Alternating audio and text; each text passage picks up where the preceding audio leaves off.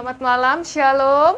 Malam hari ini kita kembali berjumpa dalam anugerah Tuhan dan kita boleh kembali untuk bersekutu memuliakan nama Tuhan. Terlebih nanti kita akan menerima berkat kekuatan firman dan juga perjamuan kudusnya. Kita buka ibadah malam hari ini, kita pujikan bila dua orang berkumpul dalam namanya.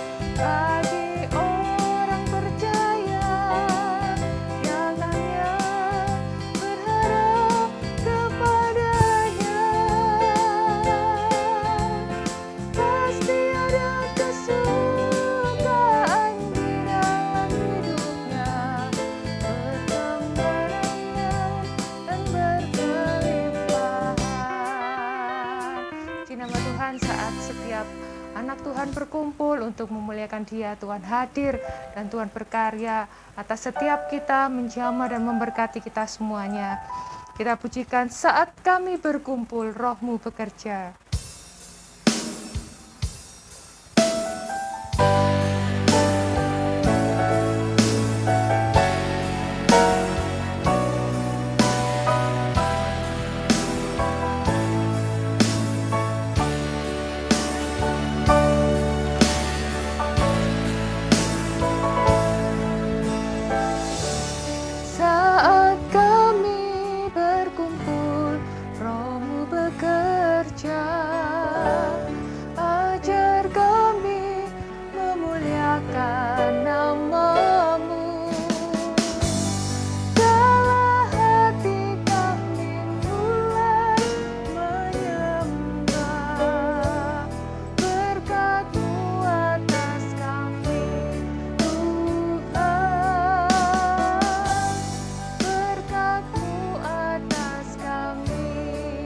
Saat kami berkumpul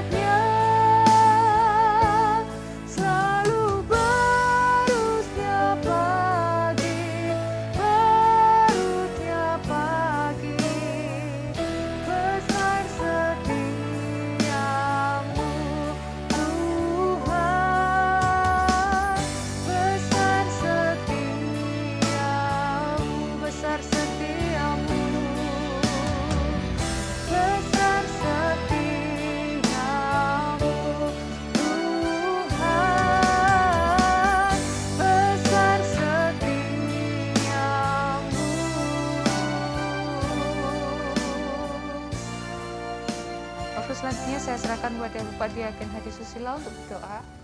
Segala puji, hormat juga syukur kami naikkan kepadamu ya Tuhan.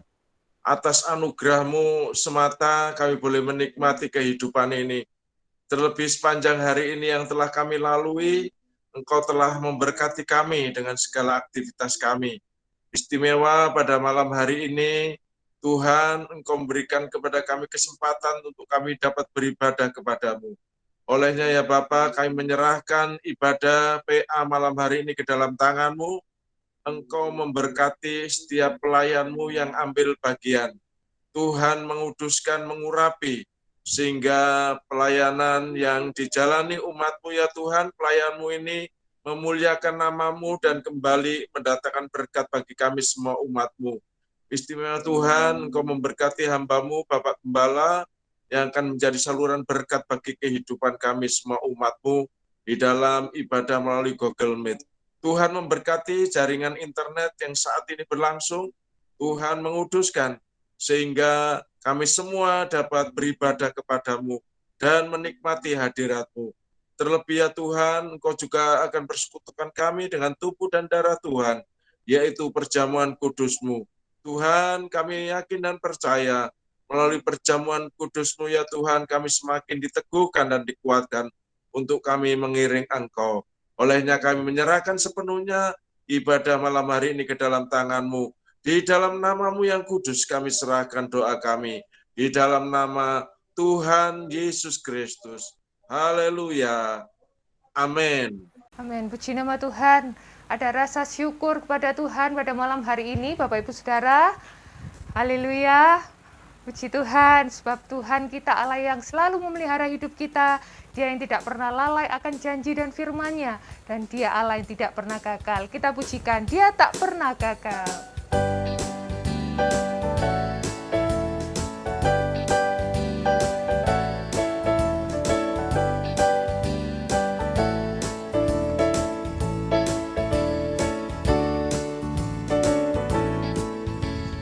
Dia tak pernah gagal, karena Dia Allah. Dia tak pernah lalai, Dia jamin firman-Nya. Sebab Dia Allah, Raja segala raja, kekuatanku, perisaiku, dan gunung batuku. Bersoraklah, puji sembah Dia, Yesusku, Allah mulia, Yesusku, Allah perkasa, Yesusku, Allah pemenang, Yesus Raja. Dia tak pernah gagal. Dia tak pernah gagal, karena Dia Allah. Oh, Dia tak pernah lalai, Dia jamin firman-Nya. Sebab Dia Allah, Raja segala raja, kekuatanku, perisaiku, dan gunung batuku. Bersoraklah,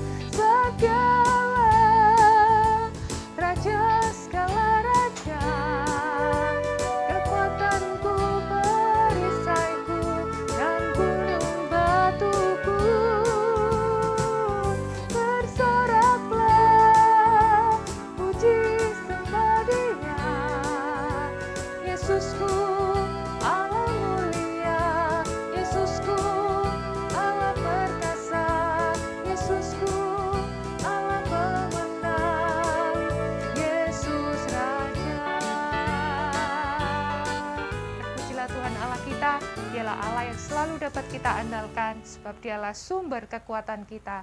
Kita pujikan, Allah sumber kuatku.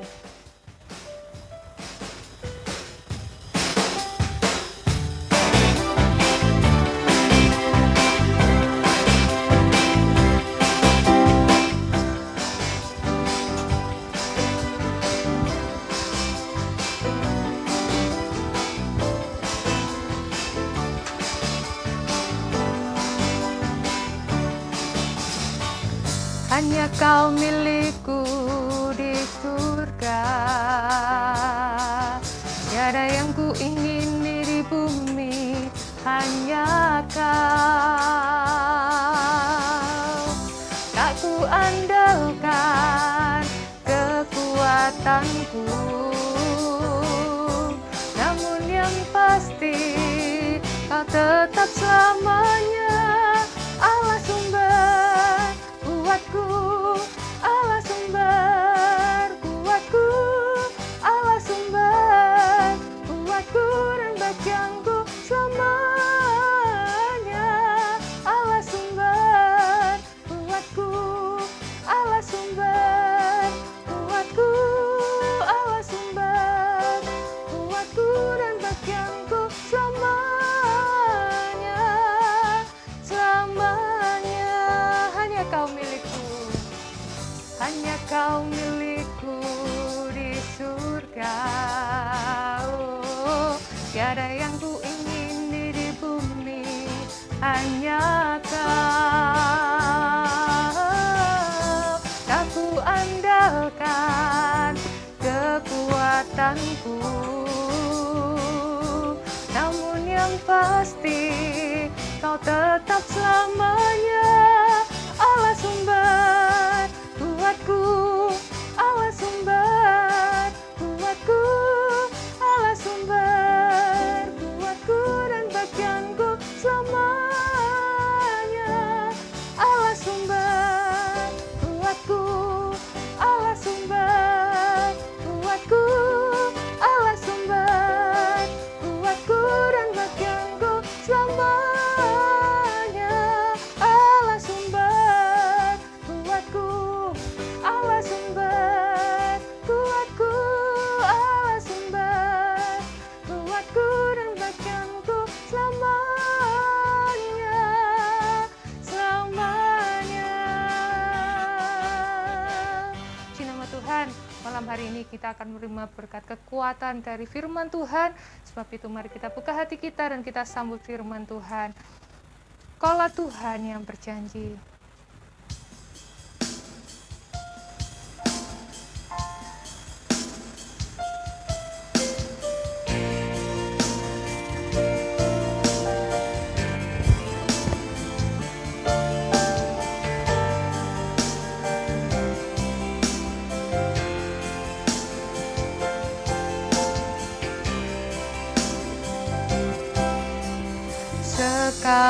Sekalipun ku berjalan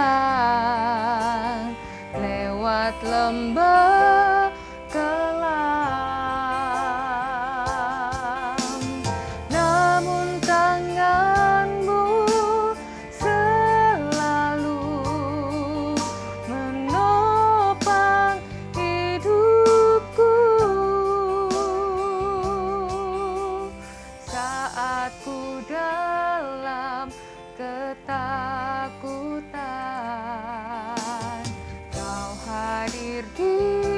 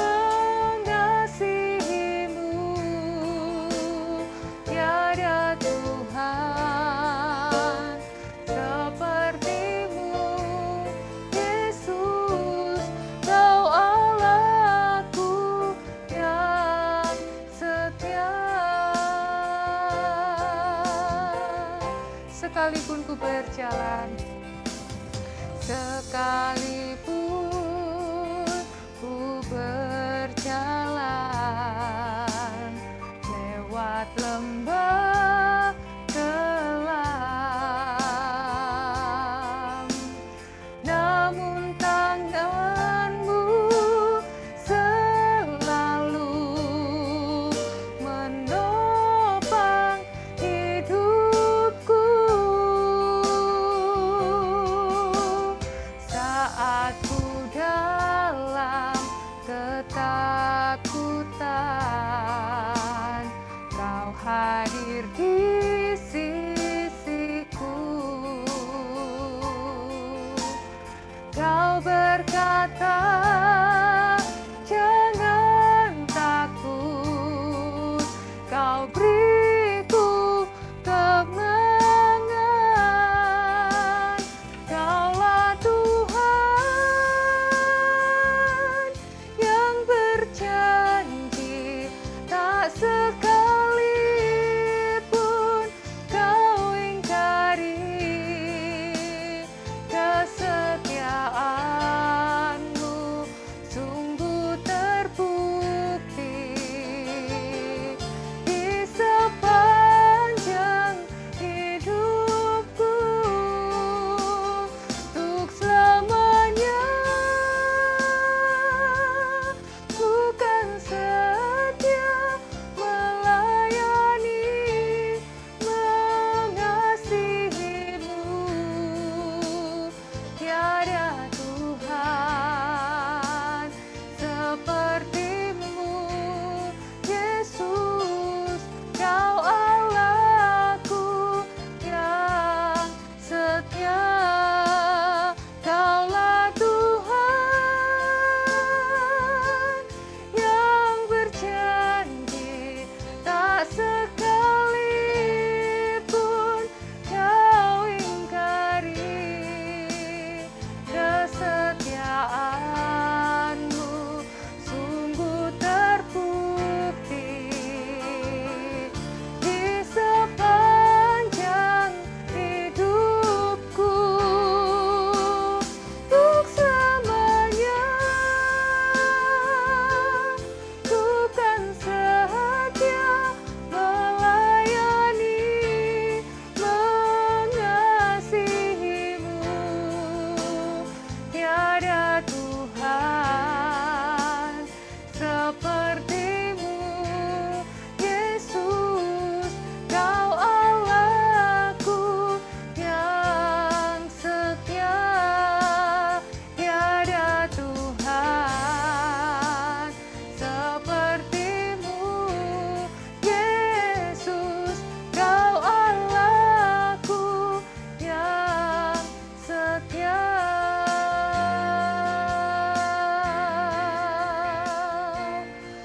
Untuk doa firman saya serahkan pada pihak yang bertugas. Terima kasih Tuhan Yesus. Setiap pujian yang kami naikkan Tuhan adalah bentuk ucapan syukur kami atas kebaikan-Mu, atas kemurahan Tuhan sepanjang hidup kami. Terima kasih Bapa, saat ini kami siap untuk menerima firman-Mu Tuhan. Engkau memberkati Bapak Gembala yang akan jadi saluran berkat bagi kami. Agar firman yang disampaikan melekat darah dalam hati kami Tuhan.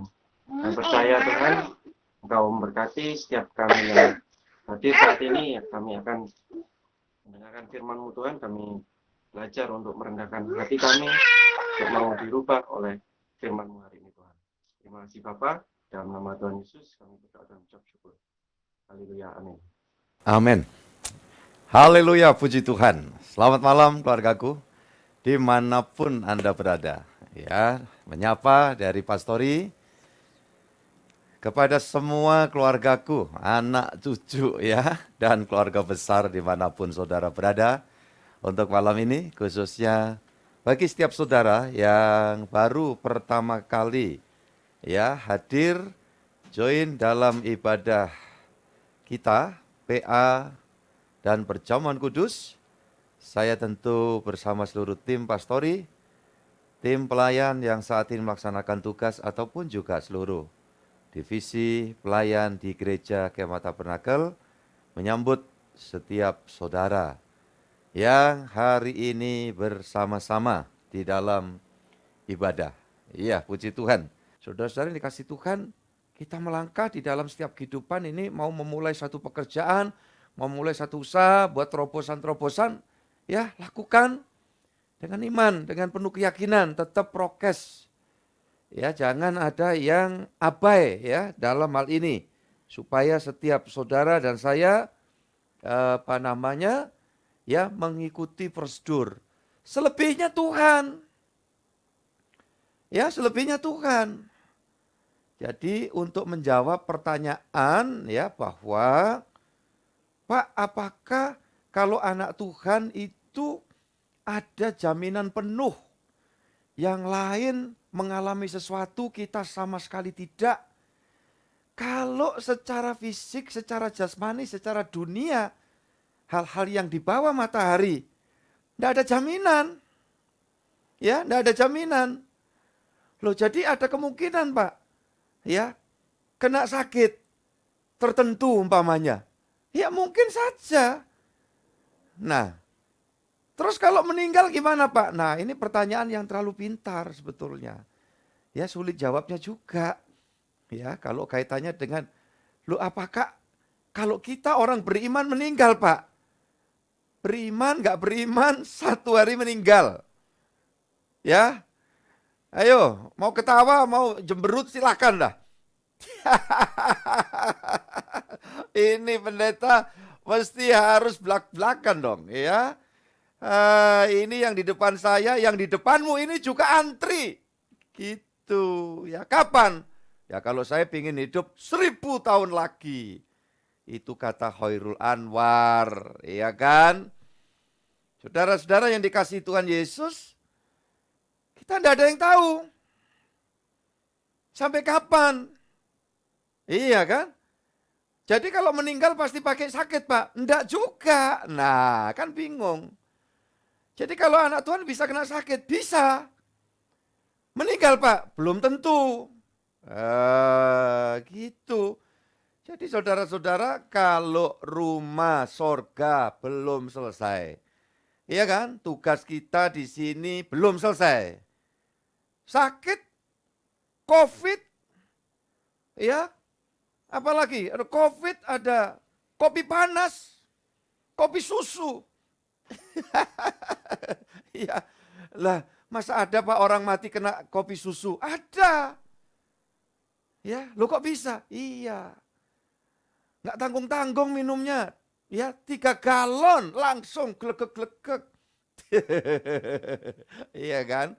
Nah, jadi saudara-saudara yang dikasih Tuhan, nggak pakai sakit pun ini bakal kita tinggal. Coba.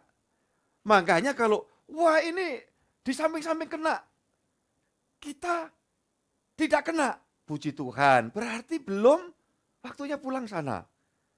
Kan gitu, kenapa? Ya kena sakit. Sakit apa? Ya namanya di dunia ini hanya untuk sarana aja, menyelesaikan berhentinya pemakaian ini. Jasmani ini ada waktu expired.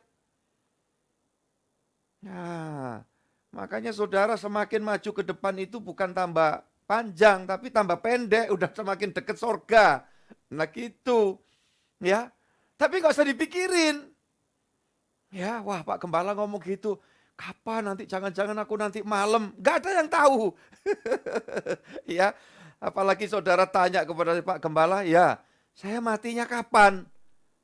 Nah itu kadang-kadang repot jawabannya. Iya kan? Malah ada orang yang tanya balik, Pak Pendeta, Pak Gembala bisa tahu enggak matinya kapan? Nah ini pertanyaan kurang ajar. Iya kan? Nah, saudara-saudara yang dikasih Tuhan. Tapi ada maksudnya kalau saya ngomong begini. Terus ada orang-orang yang cerita, mbah saya itu waktu meninggal Pak Gembala, itu tahu kapan harinya, jamnya, bahkan dia mandi dulu, makan dulu. Sisir udah ini, terus tiduran, udah ya selamat tinggal ya gitu. Enggak lama meninggal. Nah, terus Pak Gembala tahu enggak kayak gitu? Saya bilang enggak.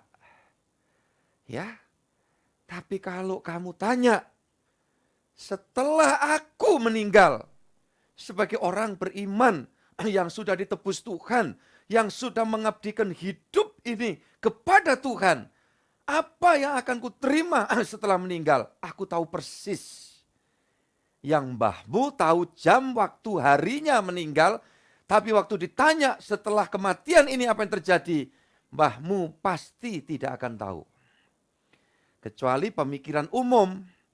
Pemikiran umum itu bahwa setiap orang yang meninggal mesti masuk ke neraka dulu. Nunggu sampai kiamat. Katanya begitu teman-teman itu.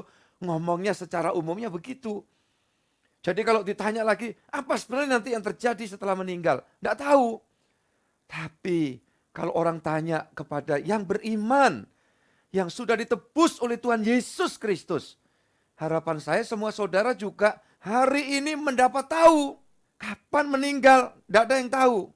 Tetapi sesudah meninggalkan dunia ini, apa yang akan terjadi, apa yang akan kita terima, kita harusnya tahu. Ayatnya ya, dibaca dulu ya saudara-saudara.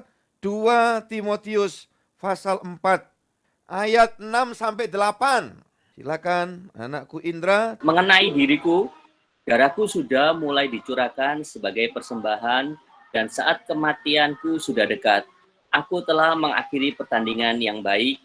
Aku telah mencapai garis akhir dan aku telah memelihara iman. Sekarang telah tersedia bagiku mahkota kebenaran yang akan dikaruniakan kepadaku oleh Tuhan, Hakim yang adil, pada harinya. Tetapi bukan hanya kepadaku, melainkan juga kepada semua orang yang merindukan kedatangannya. Amin. Nah, ini info jawabannya ya, supaya kita tahu. Tadi belum terjawab ya, bahwa bagaimana kalau orang ada masa pandemi dan sebagainya. Apakah anak Tuhan lebih-lebih hamba Tuhan? Ya, tidak ada yang kena. Banyak yang kena.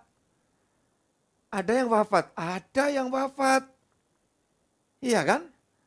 Tetapi apakah benar bahwa itu semata-mata karena penyakit itu? Ya, seorang anak Tuhan, seorang hamba Tuhan itu waktunya pulang ke sana. Bukan karena sakit penyakit. Tetapi memang waktunya. Karena pada hakikatnya hidupnya orang beriman dan matinya orang beriman itu sama. Tidak ada beda. Ya, waktu manusia diciptakan bersama Tuhan. Terpisahnya kapan? Waktu dosa. Masuk, maka manusia berdosa terpisah dengan Tuhan. Kemudian 2000 tahun lalu firman Allah turun ke bumi dalam wujud Yesus. Maka Dia menebus dan menghancurkan semua tembok pemisah antara manusia dengan Tuhan itu sendiri. Sehingga sejak saat itu dapat dipersatukan lagi, bersama lagi dengan Tuhan. Saya dan saudara tidak sendirian. Ya, roh kita sudah dipersatukan.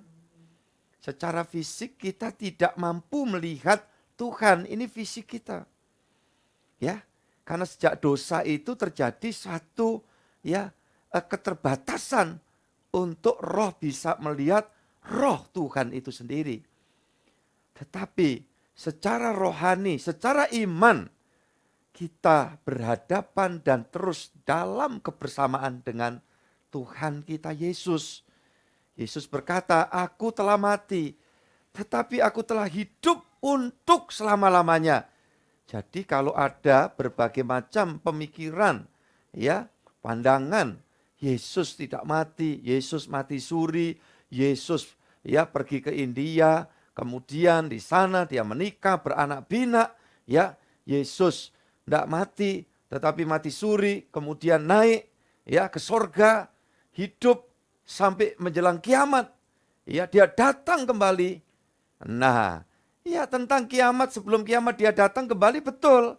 Tetapi kata tidak mati, nah itu melawan firman Tuhan, gitu loh. Nah, dia mati.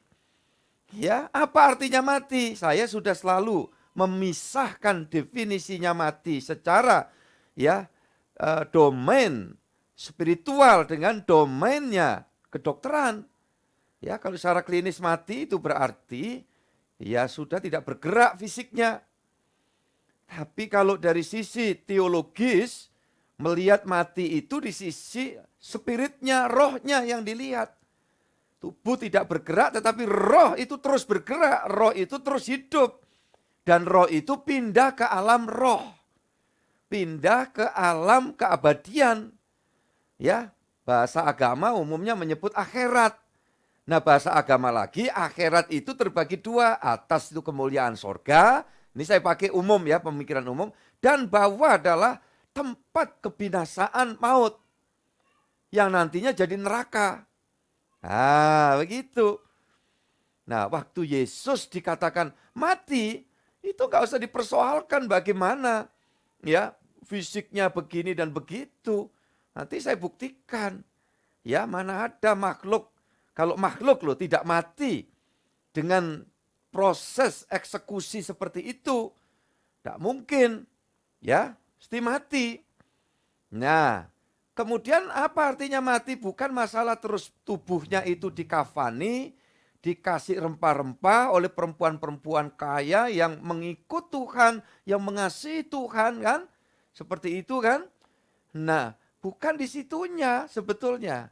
Tetapi yang utama begitu dimasukkan di dalam kubur goa, itu bentuk kuburnya goa, ditutup masuk besar. Begitu ditutup, maka sesungguhnya Sang Kristus Yesus itu ya secara eksistensinya sudah tidak ada lagi di kuburan itu. Seluruh keberadaannya, seluruh eksistensinya. Saya pinjam ada teman pakai istilah kalau yang kelihatan tuh blegere katanya ya. Blegere gitu ya. Seluruh blegernya keberadaannya tidak ada di kuburan. Ya, sejak hari pertama itu saya berkeyakinan. Lupa hari ketiga ya dia bangkit. Sebetulnya hari ketiga dia menunjukkan kebangkitannya. Itu lebih tepat. Tapi hari pertama sudah nggak ada di kubur. Kok begitu? Iya, karena dia berkata kepada seorang residivis di samping salib Yesus. Sama-sama disalib. Hari ini juga bersama aku kamu ke Firdaus. Jadi salah satu aktivitasnya Tuhan di dalam dunia roh ya. Bukan dalam dunia kelihatan. Nah, untuk apa? Ngantar ke Firdaus. Loh, kalau Yesus ngantar itu seluruh keberadaannya karena seluruh eksistensinya Yesus itu spiritual. Saya meyakini tidak ada unsur jasmaninya yang sama dengan kita. Wong jelas dia sumbernya, asal usulnya adalah firman, asal usulnya adalah Roh Kudus. Sehingga di dalam Ibrani 10 ayat 5 dikatakan, ya dia mengenakan tubuh yang tersedia bagiku. Jadi tubuh tersedia itu bukan tubuh yang tercipta seperti makhluk. Nah, seperti itu. Ya. Jadi saudara-saudara dikasih Tuhan, waktu mengantar orang yang di samping salib itu, kalau yang di samping salib yang diantar apa? Rohnya, jiwanya. Nah, gitu loh. Tetapi kalau Yesus seluruh keberadaannya, karena seluruh keberadaannya itu ya, termasuk yang tampil tubuh itu tubuh spiritual. Yang dijanjikan Tuhan nanti bagi kita, orang-orang beriman itu nanti akan bangkit dengan tubuh kemuliaan. Nah itu tubuh yang mirip dengan Tuhan Yesus. Gitu loh. Yang waktu terjadi pengangkatan orang masih hidup. Orang beriman, gereja Tuhan, murid Yesus, pribadi-pribadi yang sudah ditebus, tapi masih hidup. Waktu Tuhan Yesus datang yang kedua kali, diangkat itu, yang diangkat itu terjadi proses pengubahan dari tubuh jasmani ini langsung larut begitu saja, dan yang tampak adalah tubuh yang rohani. Itulah yang nanti berangkat, diangkat bersama-sama ke sorga. Saudara bisa melihat itu nanti definisinya beberapa macam tubuh. Ada tubuh duniawi dan ada tubuh rohani. Itu di 1 Korintus 15 ya. PR aja. Silakan baca secara keseluruhan. 1 Korintus 15 ya, pasal 15. Baca boleh dari ayat 1 sampai selesai. Nanti di ayat mulai 40 sekian mulai dijelaskan. Kemuliaan tubuh jasmani dengan kemuliaan tubuh rohani itu beda. kemuliaan tubuh duniawi dengan tubuh rohaniah. Loh, jelas. Memakai bahasa Indonesia yang baku itu tidak sama. Dan hal-hal yang berbau dunia tidak mendapat bagian dalam kerajaan sorga. Jadi fisik kita tidak bisa masuk ke alam roh, gitu loh. Makanya waktu Paulus dia bercerita tentang ada seorang yang diangkat naik ke langit yang ketiga. Itu sebenarnya dirinya sendiri itu. Dia berkata, entah dalam tubuh, entah hanya rohnya saja. Ya, itu di dalam kalau tidak salah 2 Korintus pasal 7 ya. Nanti karena saya tidak lagi concern yang di situ. Nah, jadi saudara-saudara yang dikasihi Tuhan, itulah. Maka kalau secara fisik ini, bagaimanapun manusia, pakai sakit, nggak pakai sakit, satu hari harus ditinggal ya. Tentang bagaimana terjadi orang sekeliling ada bencana, apakah orang beriman mesti luput dari itu? Ya, tidak tentu juga. Kalau Tuhan mau, ya bisa saja orang tahu-tahu ya manjat pohon, ada tsunami itu ya, manjat pohon kelapa barangkali, ya kan? Nah, ternyata tsunami-nya tidak sampai setinggi itu ya. Oh, mungkin dia selamat. Tapi kalau dia lagi manjat pohon pepaya umpamanya, nah itu lain lagi persoalannya. Iya kan? Kalau manjatnya pohon pepaya ya. Apa Pak pepaya itu kates. Nah, jadi saudara-saudara yang dikasih Tuhan, iya. Jadi mungkin tidak selamat Pak. Belum tentu juga ada tsunami orang panjat pohon kates, pohon pepaya. Ya. Nah, kok selamat Pak? Surga rumahnya belum selesai. Malah waktu dia panjat begitu sempet-sempetnya juga dia cari pupusnya itu yang muda-muda sambil berpikir nanti tsunami selesai kita bikin urap-urap. Ya, jadi saudara-saudara yang dikasih Tuhan mungkin saja. Nah, tetapi kalau yang waktunya berangkat kayak tsunami itu, ya ada papanya majelis gereja pusat kita. Waktu itu saya pulang mau di airport ketemu dia panggil Pak Pendeta. Oh iya mau kemana? Saya mau pulang. Karena itu persis tanggal 26 ya. Saya pulang tanggal 27-nya kalau tidak salah. Di tahun berapa itu lupa ya, tsunami itu yang besar itu. Nah ini papa mamanya keluarga besarnya ada di Aceh. Ya saudara yang dikasih Tuhan. Oh dia rada galau karena sudah putus hubungan. Dan dia cerita tempat tinggal keluarganya, orang tuanya ini di pusat yang paling parah terjadinya. Maka saya ajak ini seorang diaken muda. Nah, ayo kita di pojokan, saya peluk dia, saya doakan, Tuhan teguhkan, jagai dia perjalanannya ke sana dan apapun nanti setelah tiba di sana. Yang kami tahu papa mamanya dan keluarga besar yang beriman sungguh-sungguh kepada Tuhan, kalau dia hidup ya bahagia. Kalau toh dia harus ikut kena tsunami, dia juga lebih bahagia lagi. Dia sepulang ke sorga. Ya, lantas saya katakan kepada diaken muda waktu itu, udah tenang aja, iya Pak, hati saya semakin lega, saya sudah dapat pencerahan lewat doa Pak Pendeta. Ya, nah, sudah waktu itu saya langsung terbang ke Surabaya, dia masih nunggu ya jam pemberangkatannya ke Medan dulu kalau tidak salah waktu itu karena tidak ada landasan di Aceh. Ya, jadi saudara-saudara yang dikasih Tuhan, nah jadi tidak ada jaminan maka kita juga waktu bicara mesti hati-hati ya karena kita bicara wah puji Tuhan saya terlindungi. Nah, ini jangan kemudian di sebelahnya di sekitarnya orang yang sempat mengalami ya berapa banyak jemaat yang ya terpapar COVID-19. Ya, saya tidak perlu menyebutkan dan tidak boleh menyebutkan satu persatu. Karena ada yang fair, dia cerita saya kena. Ada yang ya setelah dia sembuh baru puji Tuhan Pak, saya lalu kena. Iya, ya saya bilang puji Tuhan. Kok kita masih bisa di sini cerita yang lalu saya kena. Ya saya ya juga OTG itu, ya kan? Nah, Tapi bagi yang kena-kena tapi berangkat ke sana juga bisa ketemu. Waduh, kita kena ya. Sama-sama ya kita di sini ya. Podo ae. Iya kan? Coba renungkan prinsip-prinsip yang saya sampaikan ini. Justru yang di sini masih, waduh kebingungan. Ada varian-varian baru. Ya, kalau variannya produk tertentu, ya mobil gitu masih oke gitu. Nah ini variannya virus saudaraku. Terjadi mutasi gen. Wah kepikiran.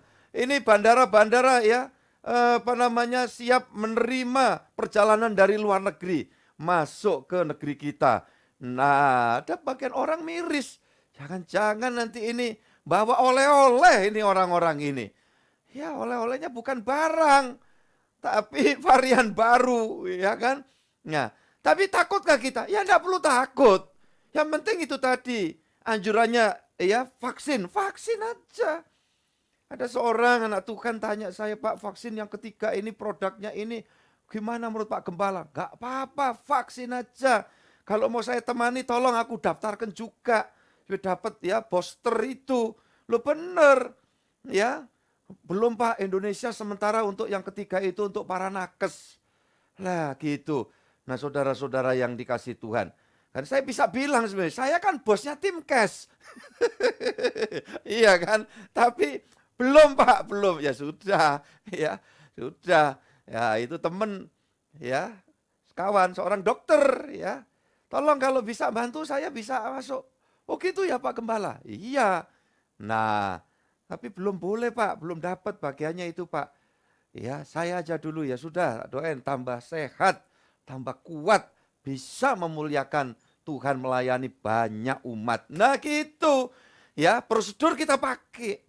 Nah jadi saudara-saudara yang dikasihi Tuhan Yesus Kristus, kita semua dapat melihat kebenaran firman ini ya. Jadi hati-hati, makanya kalau saudara doa, memimpin doa umpamanya gini ya. Tuhan terima kasih karena Engkau terus memberikan kesehatan kepada kami. Halo kami itu sehat terus. Sehat itu anugerah Tuhan. Harta mahal gitu. Padahal di sekitarnya ada banyak orang yang sakit. Yang datang di ibadah itu saya minta didoakan. Ya gimana kira-kira rasanya? Orang yang sakit-sakit ya akan berpikir, Tuhan kok pilih kasih ya. Dia ini ya diskriminatif ya. Ini yang doa kok tidak pernah sakit. Lah ini kok saya kok sakit-sakitan. Sebelah lagi sakit. Nah makanya. Terus gimana Pak Gembala doa? Katakan Tuhan apapun keberadaan kami ini.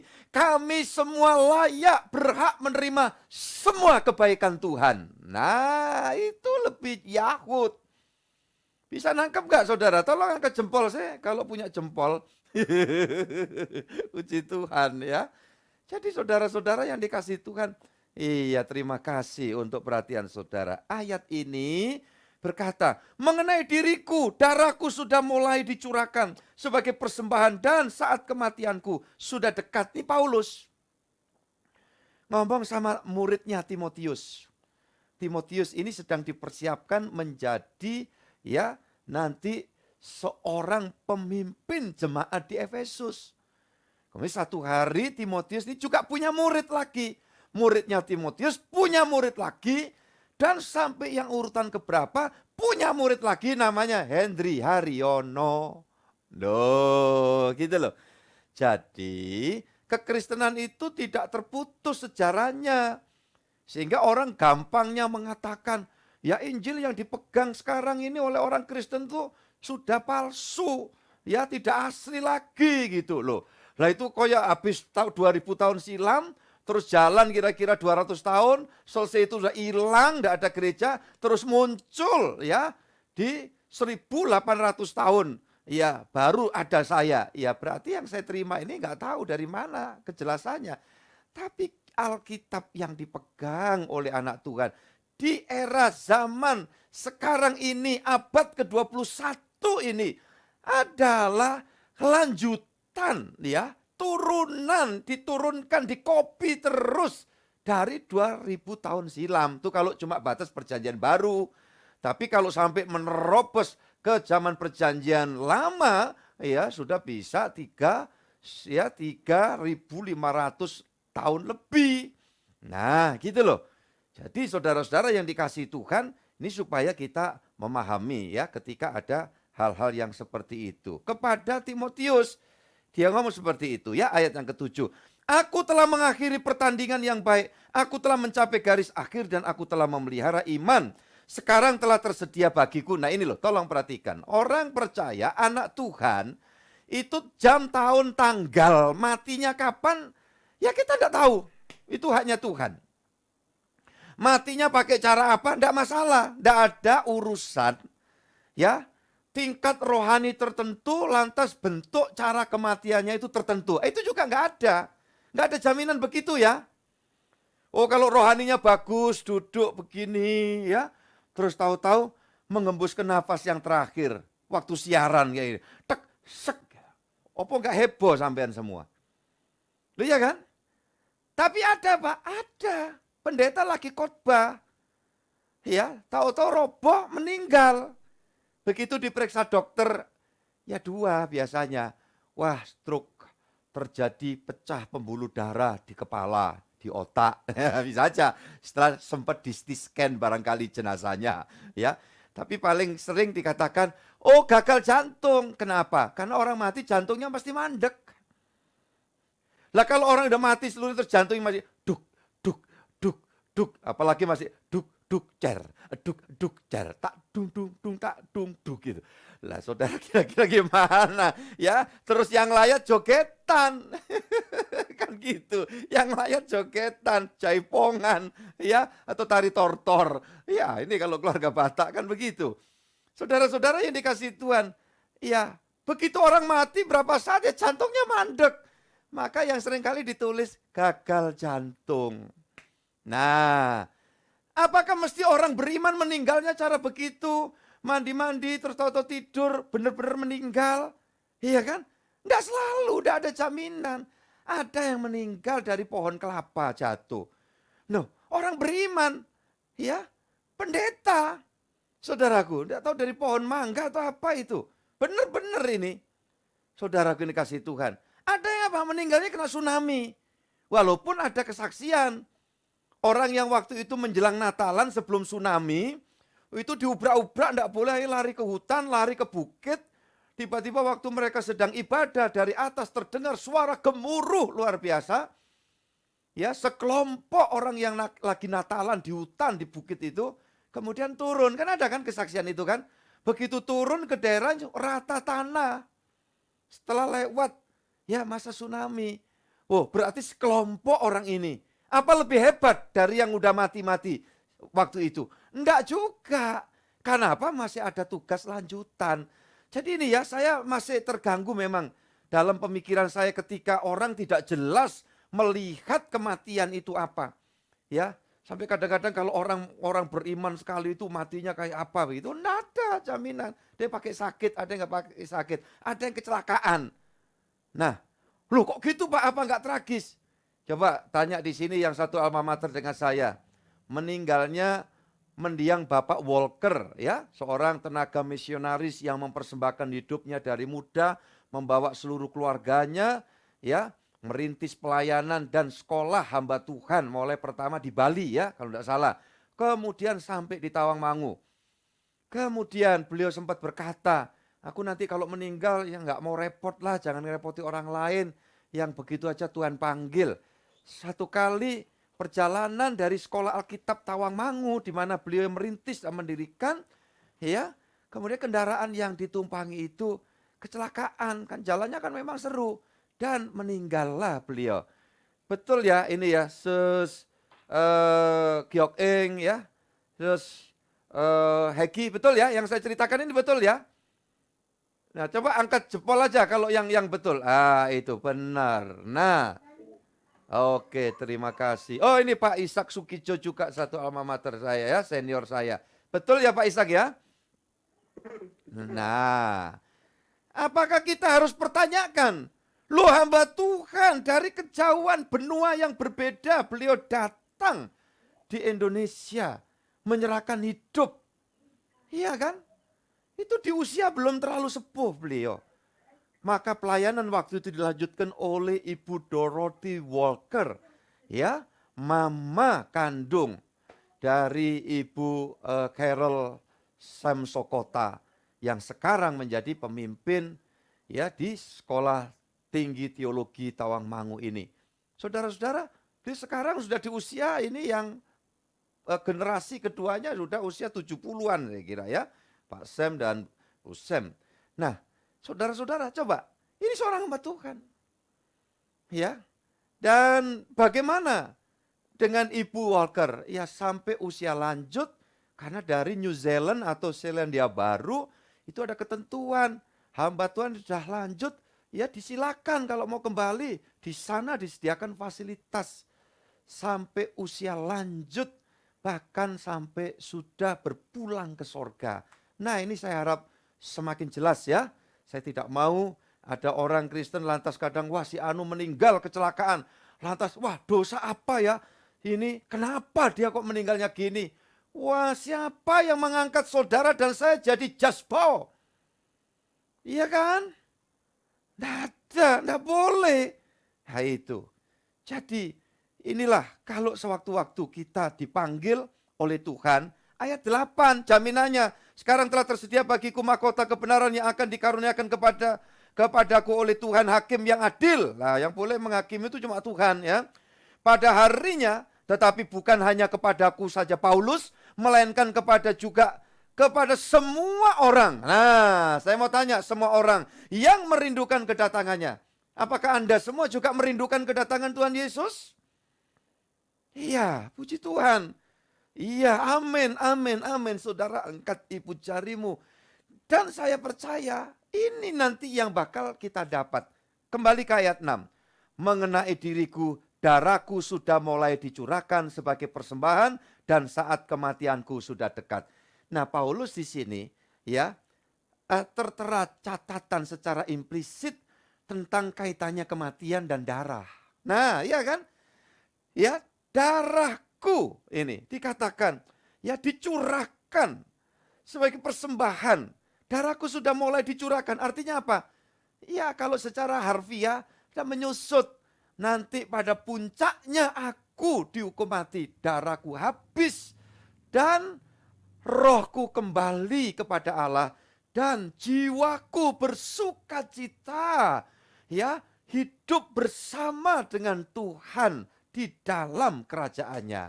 Nah inilah yang bakal saya dan saudara alami. Begitu ya saudara-saudara yang dikasihi Tuhan. Makanya darah inilah yang tersirat di dalam kitab Pengkhotbah 12 ayat 6. Yang lalu saya sebutkan bahwa dikatakan ya maka mata rantai itu terputus. Timba itu ya.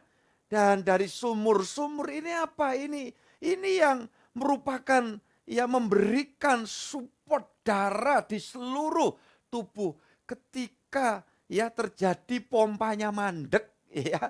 Pompa ini apa? Enggak aja jantung sama paru ini. Iya kan? Ini sentralnya. Makanya saudara-saudara yang dikasih Tuhan ya, tingkat kematian nomor 1 penyebab kematian adalah jantung. Iya, kalau tidak salah ya, betul ya, jantung ya. Tolong tim kes atau nakes di sini. Itu urutan yang pertama kalau tidak salah. Ya, pokoknya yang paling seru. Ya, karena apa? Orang kalau udah mati mesti jantungnya mandek. Jantungnya mandek. Iya, puji Tuhan. Ya, kemarin saya waktunya kontrol dokter jantung. Ya, dan puji Tuhan. Ya gitu aja, hasilnya baik gitu. Kenapa Pak kontrol? Karena kaitan persiapan penanganan mata saya sebelah kiri ya, tolong doain karena prosesnya memang ya harus dijalani ya saudaraku yang dikasih Tuhan. Wah, jantungnya bagus semua, hasil general check up bagus seseorang. Apakah ada jaminan dia hidupnya masih panjang? Belum tentu juga. Nah, saudara-saudara yang dikasih Tuhan. Jadi ini semua kita lakukan demi rasa tanggung jawab akan kehidupan kita ya. Oke, inilah darah. Coba kita lihat Imamat 17, Pak Indra, Imamat 17 ayat 14 dan 11. Saya kira ayat ini udah paham. Karena darah itulah nyawa segala makhluk. Sebab itu aku telah berfirman kepada orang Israel, darah makhluk apapun janganlah kamu makan, karena darah itulah nyawa segala makhluk. Setiap orang yang memakannya haruslah dilenapkan. 11. Karena nyawa makhluk ada di dalam darahnya, dan aku telah memberikan darah itu kepadamu di atas mezbah untuk mengadakan perdamaian bagi nyawamu. Karena darah mengadakan perdamaian dengan perantaraan nyawa. Ya, jadi saudara-saudara yang dikasih Tuhan, segala makhluk, nyawa di dalam darah. Ya, cuman masalahnya makhluk selain manusia tidak ada roh dan jiwa. Sekadar nyawa dalam definisi teologi, puji Tuhan, saudaraku dikasih Tuhan, di situ kelihatan. Tetapi kalau dari sisi disiplin ilmu yang lain, ya seolah-olah sudah satu antara nyawa dengan jiwa. Lah, kalau antara nyawa dan jiwa itu sama, maka berarti antara manusia dengan makhluk lain, sapi, kerbau, ya, anjing, berarti sama. Oh, tidak demikian. Nah, dari proses penciptaannya manusia itu menjadi sesuatu yang khas, ya kan, yang khas. Dicipta dengan cara Tuhan, ya, melakukan sesuatu. Ambil tanah, dibentuk, kemudian dihembuskan rohnya untuk memberikan jiwa dan roh kepada manusia. Sedangkan makhluk-makhluk lain, hewan binatang yang bernyawa, sekalipun terjadinya diciptakannya hanya dengan ya Tuhan Yesus yang berkarya. Maka berfirmanlah Allah, gitu kan? Firman itulah nanti yang turun, ya, yang selalu tampil dalam wujud. Wujudnya Tuhan Yesus itu dari firman itu.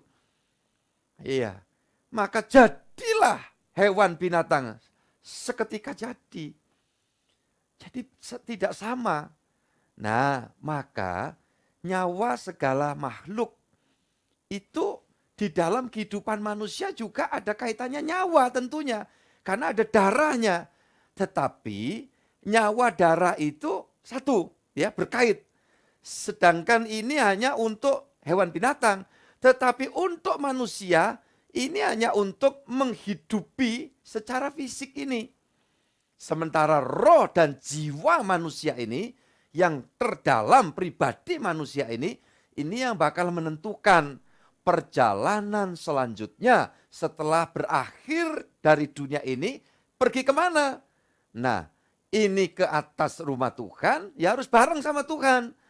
Kalau rumah hantu, ya berarti ini orang-orang jalan bareng sama hantu, gitu loh. Ya, kalau saudara masih percaya kelenik, saudara percaya hal-hal yang mitos yang tidak jelas, nah itu bahaya. Berarti saudara sedang berjalan dalam naungan, ya jiwa saudara dalam naungan kuasa-kuasa yang tidak jelas ini tadi. Nah, tetapi kalau saudara sudah bebas dari semua itu, aku cuma sandarkan hidup kepada Tuhan Yesus yang menjadi Tuhanku, ya. Apapun sampai kapan hidupku, itu terserah Tuhan. Nah, layani Tuhan, layani sesama sebisa-bisanya. Nah, di situ nanti saudara akan menikmati kebahagiaan yang dahsyat dan luar biasa.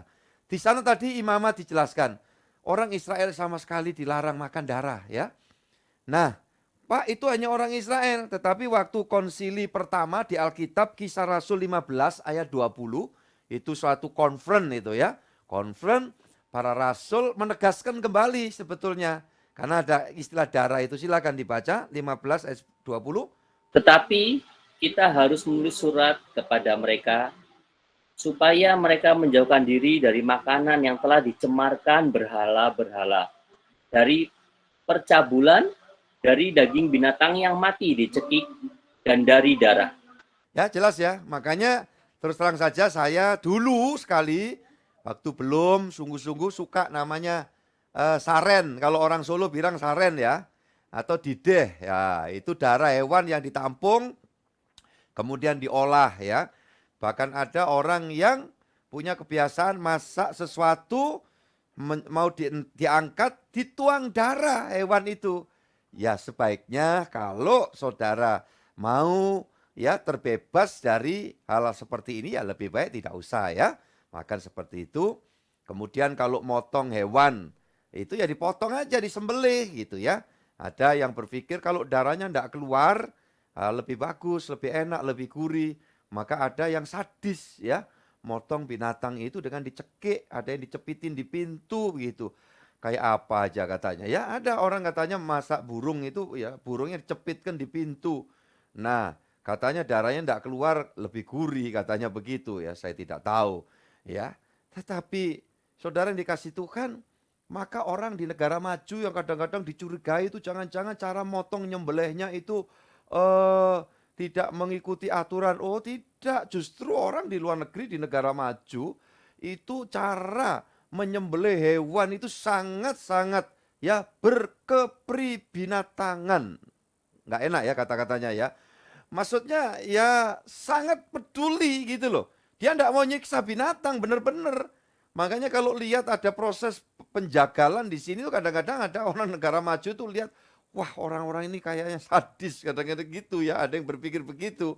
Tapi kalau di sana ya bener-bener darah juga dibuang, makanya sapi atau apapun itu begitu sudah dipotong itu digantung ya. Jadi bekas maaf ya, itu bagian kepala yang sudah terpotong itu ditus gitu loh ya, supaya netes darahnya. Mereka enggak mau makan sebelum itu darahnya betul-betul udah tuntas. Makanya daging steak yang import ya kalau di sini itu telah melewati proses seperti itu, betul-betul diharapkan sudah tidak ada darahnya. Nah, kenapa sih ini? Saya mau singkat saja. Kaitannya darah. Yesus itu secara tubuh ya jelas tubuhnya spesial. Tetapi dia menegaskan untuk menggenapi nubuat perjanjian lama, proses untuk penebusan dosa itu ditandai dengan darah. Saudara bisa baca di kitab Imamat, kitab Keluaran ya. Maka Yesus memperlihatkan ketika dalam penyaliban itu bahkan ya dia ditombak ya. Setelah dia sudah disalib, sudah mati, ditombak. Coba baca Yohanes 19 ayat 34. Tetapi seorang dari antara prajurit itu menikam lambungnya dengan tombak, dan segera mengalir keluar darah dan air. Tidak ada alasan untuk mengatakan, wah Yesus itu mati suri, enggak mati beneran. Nah coba, ya orang yang ngomong gitu tuh enaknya suruh nyoba gitu ya. Suruh temennya bawa tombak, terus nancepin begitu. Ya begitu masuk di lambung terus diowok-owok gitu. Lah kira-kira nanti kalau dia nggak mati suri, kita sediain suri saudara di sebelahnya. Suri itu sisir. Gitu ya. Nah, jadi tidak ada alasan untuk mengatakan Yesus Tuhan kita tidak mati. Itu kalau toh kita perlu menekankan itu, tapi bukan itu. Nanti kalau dilanjutkan kita akan tahu bahwa tujuan mati yang dimaksud pindah dari alam nyata ke alam roh. Nah itu seluruh keberadaannya, makanya kuburannya kosong.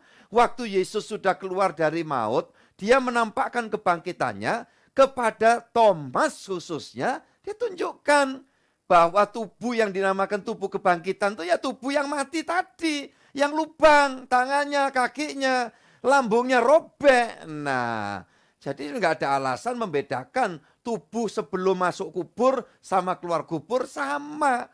Loh, tapi kan setelah dia bangkit, dia bisa ngilang, bisa apa? Sebelum dia mati bangkit, dia sudah nyatakan hukum alam tidak berkuasa atasnya.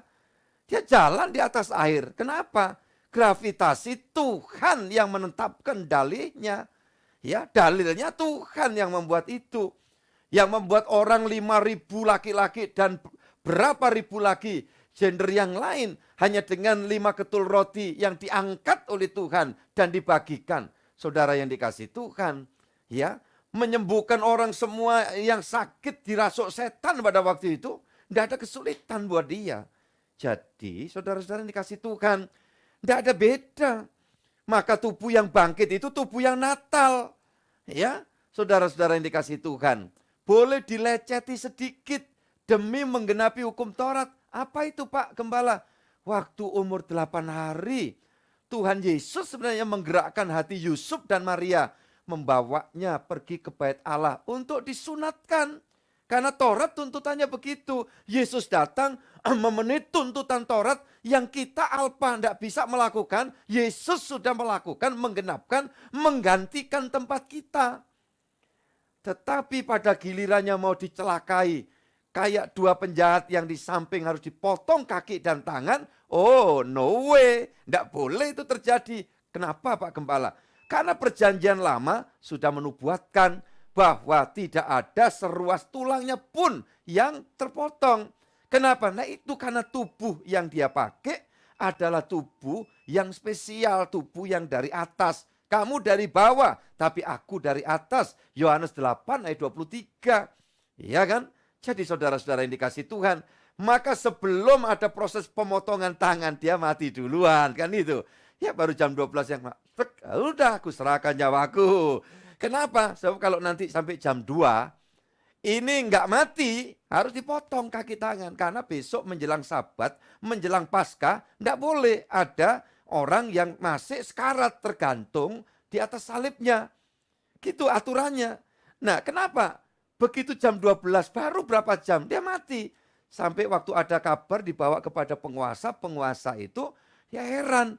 Belum ada orang yang begitu cepat mati di salib.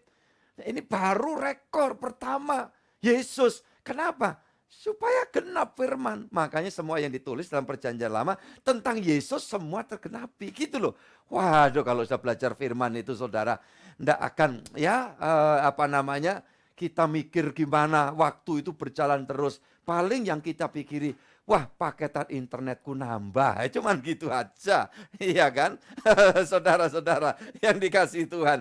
Nah, tapi kalau mau semangat, waduh, enggak bisa berhenti nih ya. Jadi saudara-saudara yang dikasih Tuhan, inilah yang malam ini perlu saya sampaikan. Yesus keluar air dan darah. Kenapa? Tujuannya dia memberitahu, aku memberikan nyawaku. Kan tadi dikatakan, ya, nyawa makhluk ada di dalam darah. Dan Yesus membuktikan secara visual, ya, divisualisasikan. Supaya semua tahu, ini loh, ini aku. Nah, coba kita baca ayat penutup, kita akan masuk dalam perjamuan. Dan saudara boleh bertanya, ya, ajukan pertanyaan-pertanyaan untuk ibadah di waktu yang akan datang. Tentunya bukan sekarang, karena kita akan masuk perjamuan kudus. Yohanes pasal 10 ayat 11. Akulah gembala yang baik. Gembala yang baik memberikan nyawanya bagi domba-dombanya. Akulah gembala yang baik. Dan aku gembala yang baik memberikan nyawa bagi domba-dombanya. Apa pembuktiannya? Air, darah dan air bahkan keluar. Ya dicurahkan sampai tuntas. Dan setelah itu dia menyerahkan nyawanya. Mati. Ya dia berkuasa untuk memberikan nyawa. Jadi mau mati kapan saja bisa. Beda sama kita ya. Loh Pak kita bisa kan Pak mati kapan saja bisa. Kalau bunuh diri. Ya. Tetapi untuk bangkit lagi tidak bisa, kita tidak punya kuasa untuk itu. Kalau sampai ada orang ngelakuin bunuh diri, ya udah makanya dia berangkat bareng sama hantu. Ya nggak ada ampun dah, ya kan? Makanya Yudas itu dia binasa, bukan cuma dia jual Yesus. Andai kata dia bertobat, dia tidak perlu bunuh diri, ya dia akan diampuni. Tapi karena dia bunuh diri, iya, dan itu melawan Tuhan. Ya, jadi saudara-saudara yang dikasih Tuhan. Kalau Tuhan, dia berkata, nanti ini ayat ya untuk catatan buat saudara. Pasal 10 ayat 17 dan 18 ya, Yohanes 10 ayat 17, 18. Nanti sudah baca di rumah. Yesus berkata, aku berkuasa memberikan nyawaku dan aku berkuasa mengambilnya kembali. Memberikan nyawa yaitu tadi, aku serahkan nyawaku. Robek darah sudah tercucur, dengan air tercucur. Sudah, manusia itu salah satu penyebab kematian. Dan mengenas ya kematiannya itu dehidrasi. Kalau cairan dalam tubuh itu habis. Apalagi kalau udah robek seperti itu, akhirnya saya menunjukkan udah tidak akan pernah bisa tertolong gitu loh. Iya kan? Nah tujuannya dia bilang, aku berikan nyawa bagimu. Tuhan memberkati kita semua. Kita terima nyawa Tuhan. Kita terima kehidupan Tuhan. Dan kehidupan ini bukan cuma sementara, tetapi kehidupan dalam kekekalan. Itulah yang Tuhan rancang buat saya dan saudara. Maka jangan hanya berpijak, ya, bertolok ukur, cuma hidup di bawah matahari yang sementara ini. Jangan saudara merasa punya kebanggaan ketika yang lain, wah ngalami gitu, aku enggak. Bukan begitu caranya. Justru Tuhan, terima kasih, berarti aku masih ada kesempatan lakukan sesuatu, ya. Jangan ada yang kemudian saya bercerita, wah saya OTG, puji Tuhan, ya. Wah saudara bilang, wah imannya Pak Gembala itu. Yang OTG banyak, yang sudah sempat terpapar sakit, masuk rumah sakit, ya enggak mati juga banyak, ya kan saudara-saudara. Yang sudah memang Tuhan bilang, pulang, selesai tugasnya. Ya ada. Jadi ini bukan ukuran. Ya sekali lagi, dunia ini bukan ukuran, ini kesementaraan. Tetapi Tuhan memberikan hidupnya supaya kita hidup dalam kebahagiaan kekekalan bersama Tuhan. Amin. Tuhan memberkati kita semua dan kita bersama-sama akan menerima perjamuan kudus. Kita akan nyanyikan satu pujian.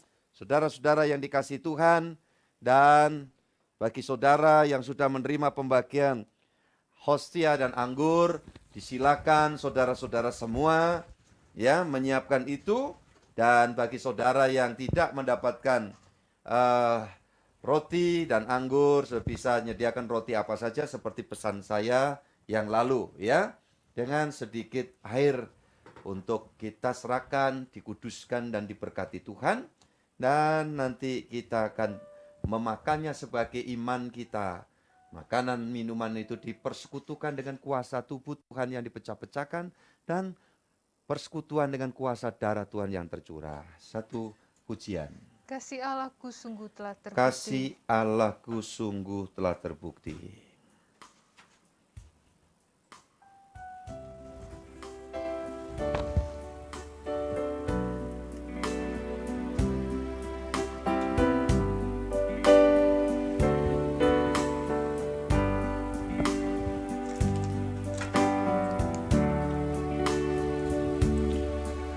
Kasih Allahku sungguh telah terbukti ketika Dia serahkan anaknya. Kasih Allah mau berkorban bagi kau dan aku. Tak ada kasih seperti kasih-Mu. Bersyukurlah,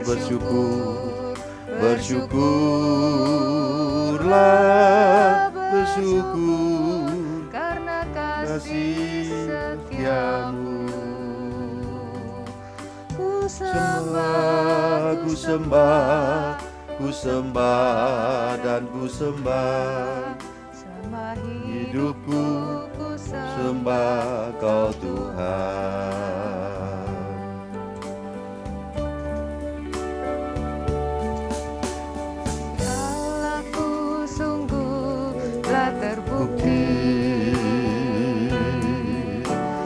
Ketika Dia serahkan anaknya,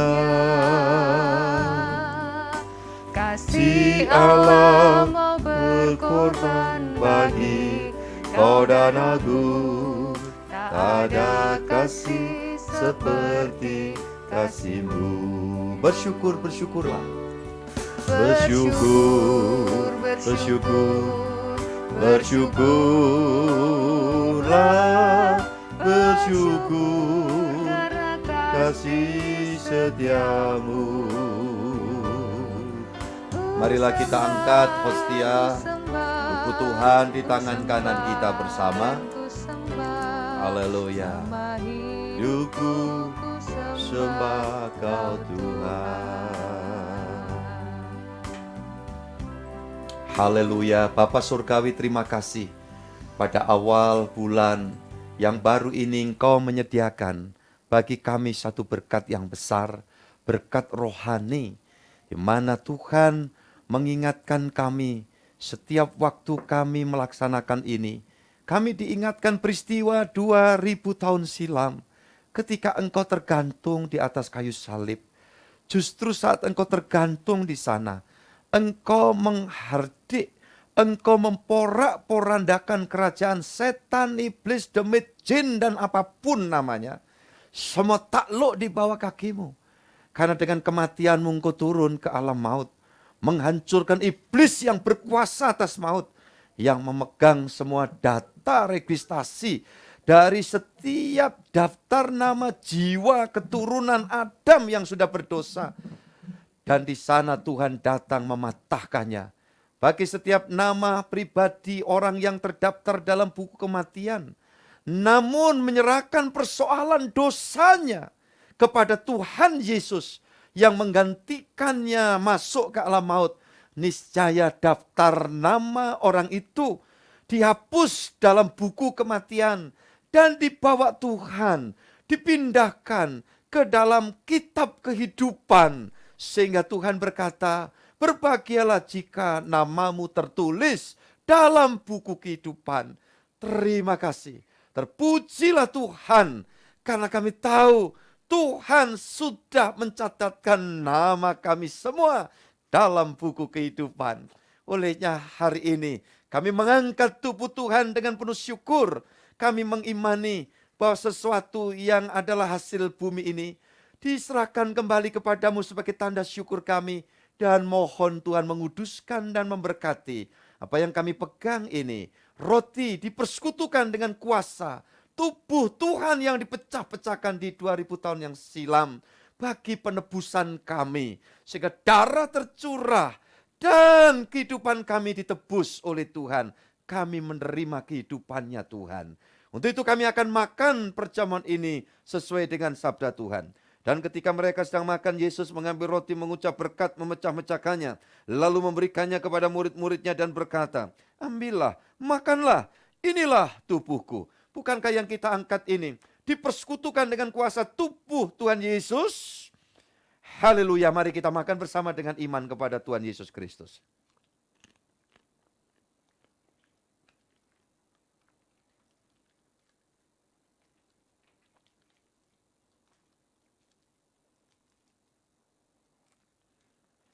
Kami mengucap syukur ke hadapan Bapa Surgawi untuk peristiwa yang agung dan ajaib dan adalah peristiwa kekekalan. Karena saat kami ditebus oleh Tuhan, kami boleh menikmati persekutuan dengan Tuhan. Dan hari ini adalah metre untuk memberikan kepada kami pencerahan selalu. Ketika kami lengah, Tuhan selalu berkata, ingat, sadar, syuman. Dan kami terus berjaga berjalan dengan Tuhan. Ketika kami lemah, Tuhan memberi kekuatan baru.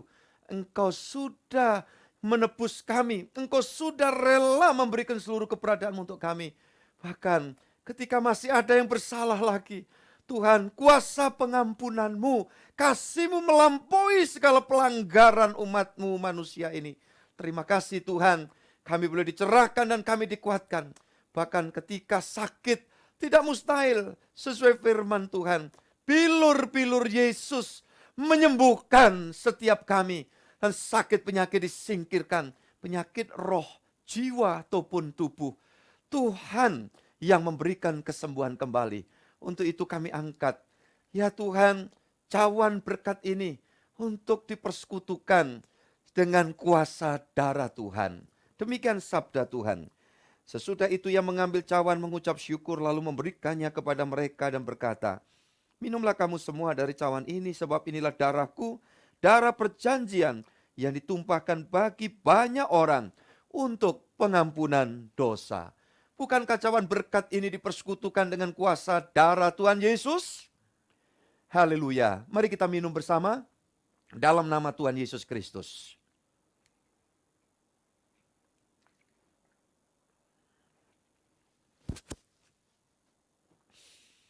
Puji Tuhan, puji Tuhan, puji Tuhan.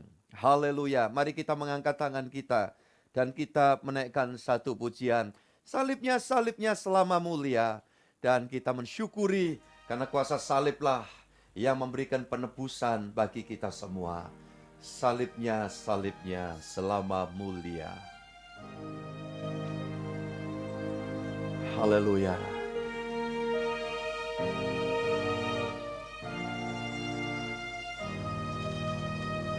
Salibnya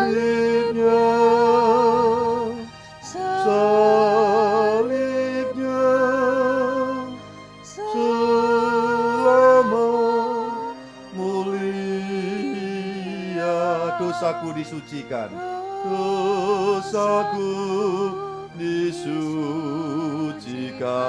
oleh darah Yesus, oleh darah Yesus. Sekali lagi, salibnya, salibnya, salibnya, salibnya, selama mulia, selama mulia, dosaku disucikan, dosaku disucikan oleh darah Yesus, oleh darah Yesus. Terima kasih kepadamu ya Tuhanku, ya Allahku yang hidup. Hari ini bersyukur karena segala kebaikan kemurahan Tuhan dilimpahkan bagi kami. Kami menyerahkan kembali seluruh keberadaan kami Tuhan, dimanapun kami berada baik sebagai jemaat. Ya Tuhan, ataupun para pelayan hamba-hamba Tuhan, rekan-rekan sekerja kami yang melayani Tuhan, ditugasi Tuhan di berbagai tempat di seluruh bumi ini. Tuhan terus mengurapi, Tuhan terus menuntun, Tuhan terus memberikan kekuatan baru kepada kami semua. Sehingga hari ini setiap kami menerima kekuatan dan kesegaran baru dari Tuhan. Tuhan mengangkat semua kelemahan kami dan kekurang semangatan kami dijamah digantikan dengan antusias dari sorga. Semangat Tuhan ada di dalam kehidupan kami untuk kami beribadah kepada Tuhan dan melayani sesama kami, apapun suku, latar belakang, bahkan agamanya.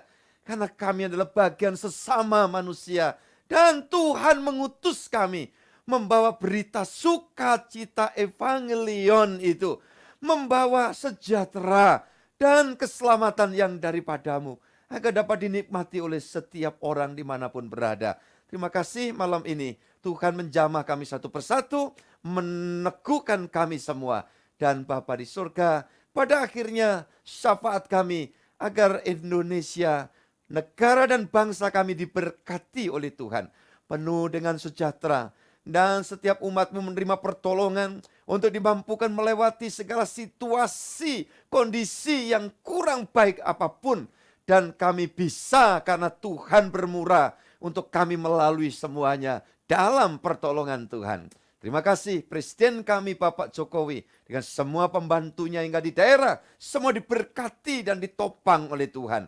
Sehingga sungguh-sungguh Tuhan, Indonesia ini menerima berkat kemurahan Tuhan. Terima kasih Bapak sekali lagi untuk gereja-gereja Tuhan yang ada di muka bumi. Terlebih di bumi Nusantara, Tuhan memberkati. Doa syafaat dari seluruh jemaat-Mu ini pasti Tuhan dengar. Dan pada akhirnya kami mengangkat setiap persembahan yang umat-Mu bawa ke hadapan-Mu ya Tuhan. Biarlah berkenan Tuhan yang mencatat dan mengingat. Serta kami yakin Tuhan tidak akan pernah lupa untuk mencurai setiap anak-anak-Mu yang keberkatan itu dengan rezeki yang selalu baru dan mencukupkan segala yang dibutuhkan oleh umat-Mu di sepanjang masa dan zaman. Sehingga kami tidak khawatir bagi anak-anak keturunan kami pasti disediakan segala berkat dan rezeki yang baik. Nama Tuhan dipermuliakan. Kami mau berjalan dalam kemenangan di sepanjang bulan ini dan seterusnya. Oleh karena kuasa nama Yesus, pribadi Yesus bersama dengan kehidupan kami satu persatu. Terima kasih Tuhan, kami akan terus melangkah di dalam anugerah tuntunan-Mu senantiasa. Segala hormat, puji, kemuliaan kami naikkan bagi-Mu sekarang sampai selamanya. Dan Tuhan mencurahkan segala yang baik atas setiap umat-Nya. Dari sekarang hingga Maranatha, Tuhan datang yang kedua kali. Menjemput dan mengantar kami semua pulang ke sorga yang mulia. Demi nama Bapa, Putra, dan Roh Kudus. Dalam Tuhan Yesus Kristus. Bapa, terima kasih.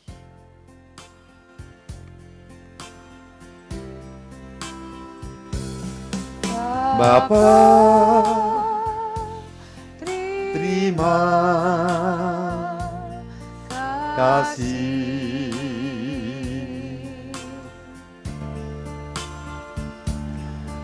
Bapa, terima kasih.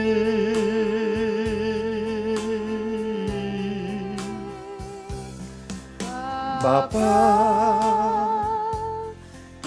di dalam surga,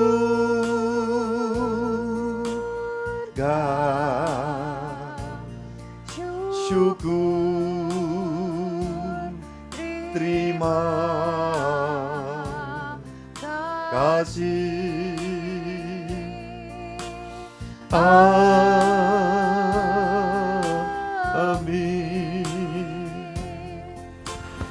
Haleluya. Amin. Amin. Amin. Tuhan memberkati keluargaku semua. Dan saya percaya semua dilawat oleh Tuhan. Haleluya.